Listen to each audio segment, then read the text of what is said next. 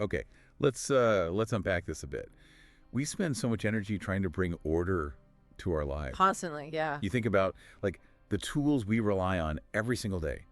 Smartphones, calendars, all these ways we try to organize, well, everything, time, information. But it's kind of funny, isn't it, how often those exact tools end up creating a new kind of mess. Oh, definitely. A different kind of chaos.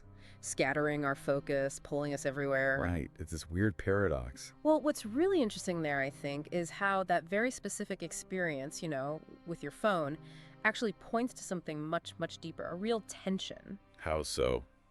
We're always striving for control, aren't we, for structure.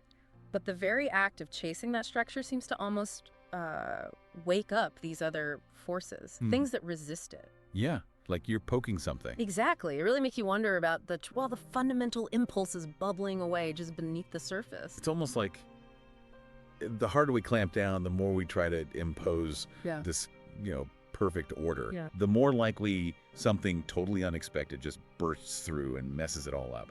Is there some kind of like inherent instability in that whole project? Seeking perfection. Well, think about how societies work for a minute.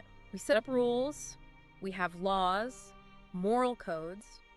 All of that is meant to create a stable, predictable world. Right. The framework. But that framework is always being tested, isn't it? There's always friction. There's pushback, either from, individual desires or just stuff happening that nobody planned for. A constant negotiation. It really is. It's never static. So, okay, the very act of building a civilized society, which needs rules, needs expectations that might actually inevitably create this undercurrent, a tension with our more, let's say, basic human drives. Precisely. I mean, think about all the desires that get labeled unacceptable or even harmful within that social structure. Yeah. Those desires, they don't just evaporate into thin air when society says no. Right, they got to go somewhere. Exactly. They might get pushed down, suppressed, sure, but that energy, it has to find an outlet somewhere, somehow. Okay, now this is where it gets really interesting for me.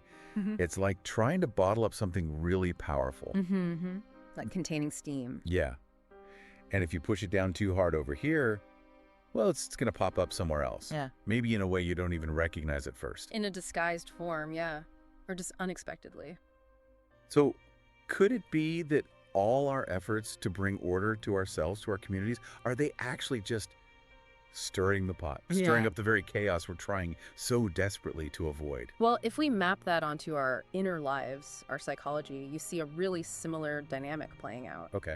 We build up these coping mechanisms, right? Defenses, ways to manage internal conflicts, anxieties, the messy stuff inside. Sure, we all do that. But sometimes those very defenses, the ways we try to protect ourselves, can end up causing new problems, new kinds of distress. It's such a delicate balancing act. It makes me think of someone trying to control every single calorie they eat, Yeah, a good example. The goal is order, health, control. But it can easily tip over into obsession, anxiety about food.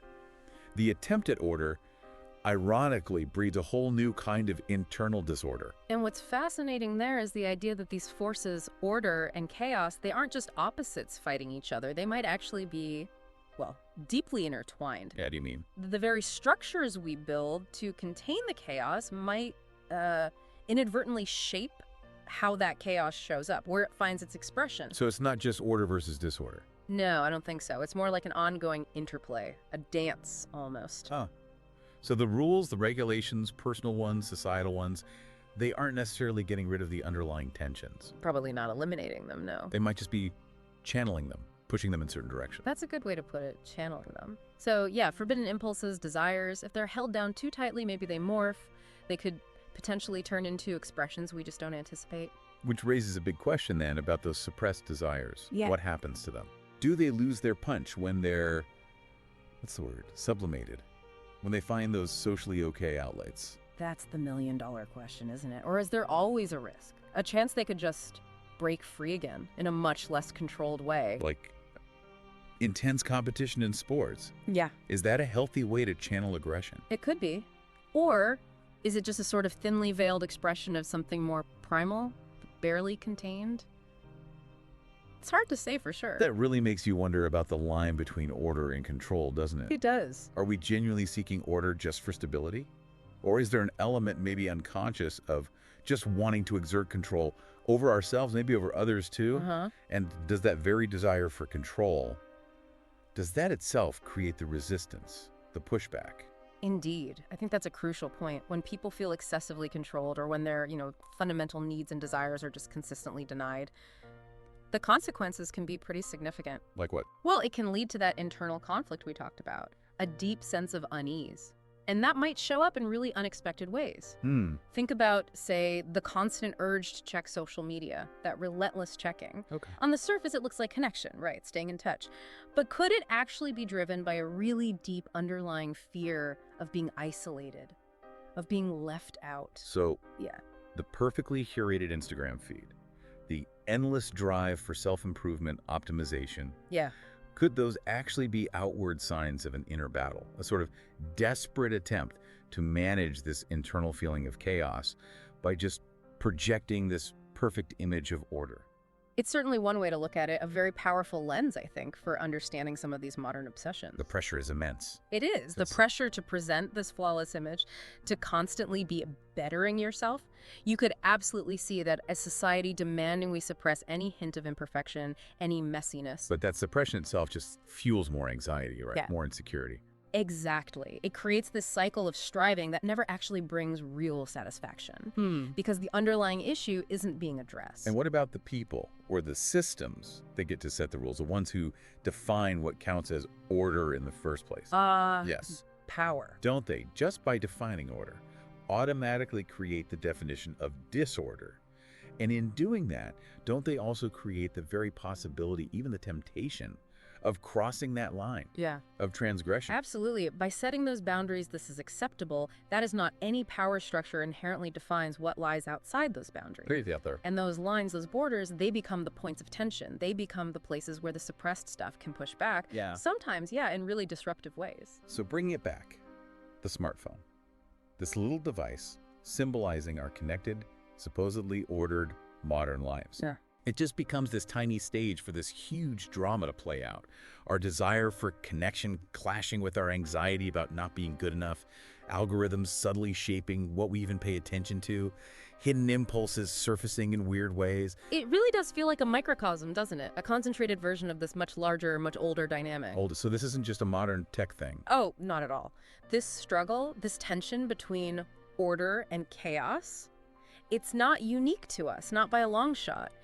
Throughout history, you see human societies grappling with this exact same fundamental tension. Really? Think about ancient myths, foundational stories, philosophical traditions going way back. They're all exploring these challenges.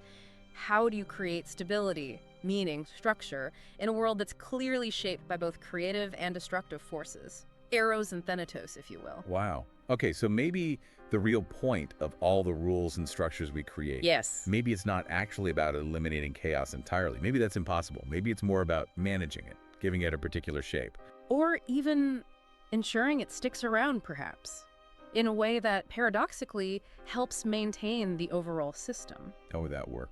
Well, if you look at the big picture, how cultures evolve, you often see these cycles, right? Periods of relative calm and stability, followed by times of significant upheaval, change, revolution even. Yeah, history seems full of that. It's almost as if clamping down too hard, imposing too much rigid control, just builds up this enormous pressure. And eventually, that pressure has to be released. The system needs to readjust. So chasing perfect order isn't like climbing a ladder to some final stable plateau. Doesn't seem like it? It's more like a It's cycle, a continuous dance with these underlying chaotic forces. I think that's a much better description. A constant negotiation. And maybe that very tension, that constant back and forth, maybe that's actually what drives things forward, drives progress, creativity, innovation. That raises a really significant point, I think, for each of us, listening to this, to consider in our own lives. Where do you see this interplay, this dance between order and chaos happening for you, beyond just how you use your phone?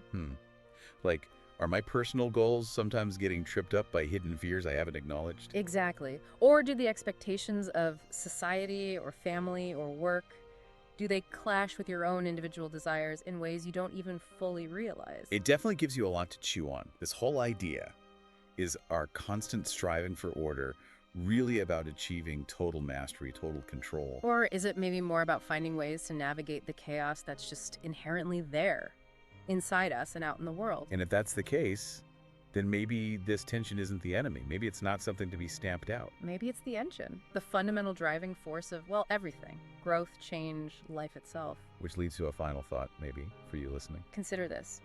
Are you personally more naturally drawn to creating order in your life?